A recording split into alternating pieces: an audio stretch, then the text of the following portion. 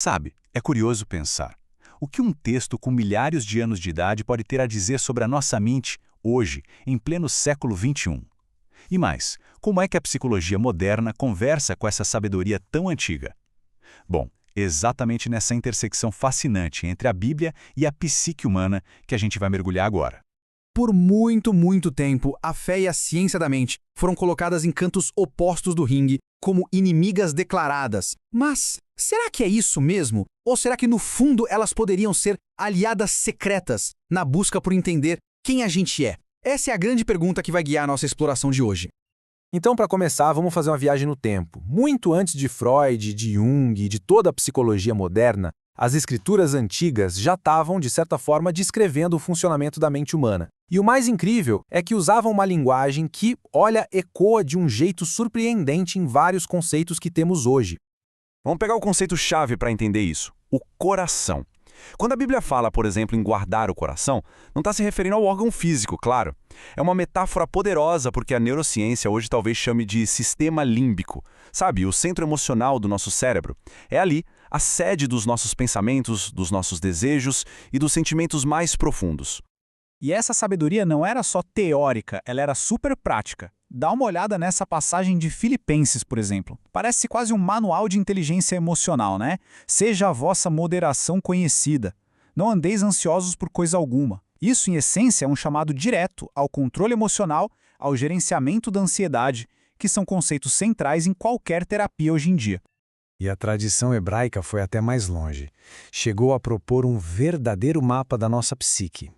A alma era vista como se tivesse 3 partes. A nefesh, que seriam os nossos instintos mais básicos de sobrevivência, a ruach, que é o mundo das emoções, do movimento, e a neshama, a razão, o nosso intelecto superior.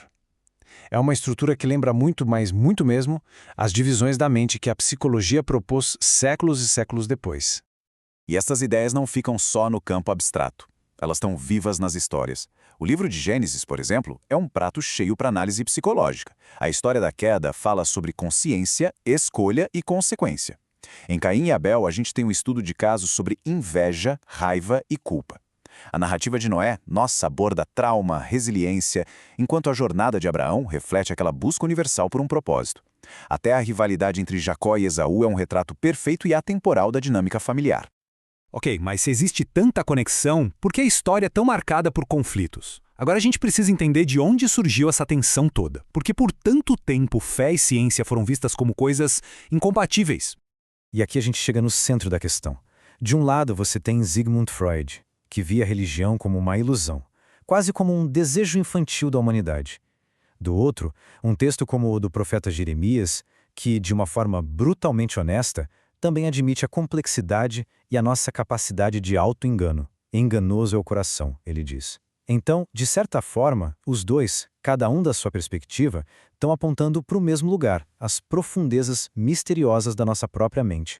Para a gente entender melhor essa relação, o pesquisador Ian Barbour criou um modelo bem útil com 4 estágios. Tudo geralmente começa com um conflito, a ideia de que um precisa anular o outro. Depois, pode evoluir para a independência. Olha, cada um fica no seu canto, um respondendo o como e o outro o porquê. A partir daí, o cenário pode melhorar e chegar no diálogo, onde a conversa se torna produtiva. E por fim, o modelo ideal, de integração, em que os dois se unem para formar uma visão de mundo mais coesa e completa. E é justamente nesse espaço de diálogo e integração que algo muito interessante está acontecendo hoje.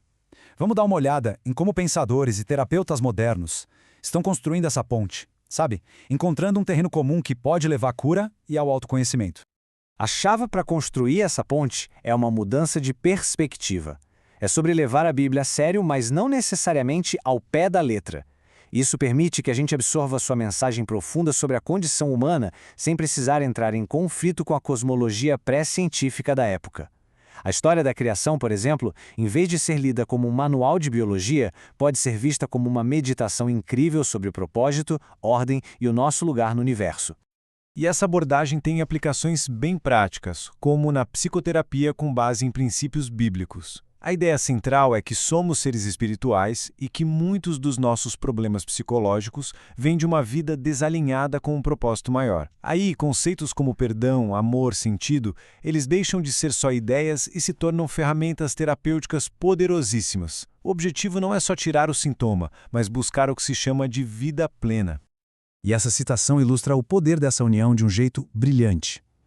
Entender a psicologia por trás do comportamento. A ideia de que pessoas feridas ferem pessoas, isso não enfraquece a fé. Pelo contrário, aprofunda a nossa capacidade de viver princípios como a compaixão e o perdão, ajuda a gente a separar a pessoa do comportamento dela, que muitas vezes é inconsciente, e a responder com empatia em vez de julgamento. Tá, mas, no fim das contas, por que tudo isso importa hoje? Qual é a relevância prática dessa conversa entre um texto milenar e a ciência da mente para as nossas vidas agora? A resposta talvez seja ver os dois não como rivais, mas como um kit de ferramentas para o nosso eu. Pensa assim, a sabedoria antiga nos oferece o porquê, um senso de propósito, de significado, princípios como amor e perdão. Já a psicologia moderna nos dá o como, as ferramentas práticas para regular as emoções, as técnicas de comunicação não violenta, os métodos para mudar padrões que não nos servem mais. E no coração de tudo isso está essa ideia poderosa que é central tanto para a psicologia quanto para a teologia.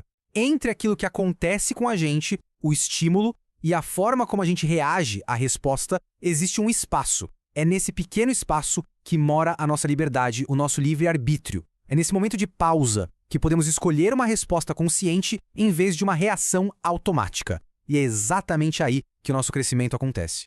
O que nos deixa com uma reflexão final. Se a Bíblia nos oferece um espelho para a alma, e a psicologia nos dá uma lente de aumento para examinar o que a gente vê nesse espelho, será que a união dessas duas ferramentas, a sabedoria ancestral e a ciência moderna, não seria a chave para a gente finalmente se entender de uma forma muito mais completa? A questão, claro, fica em aberto.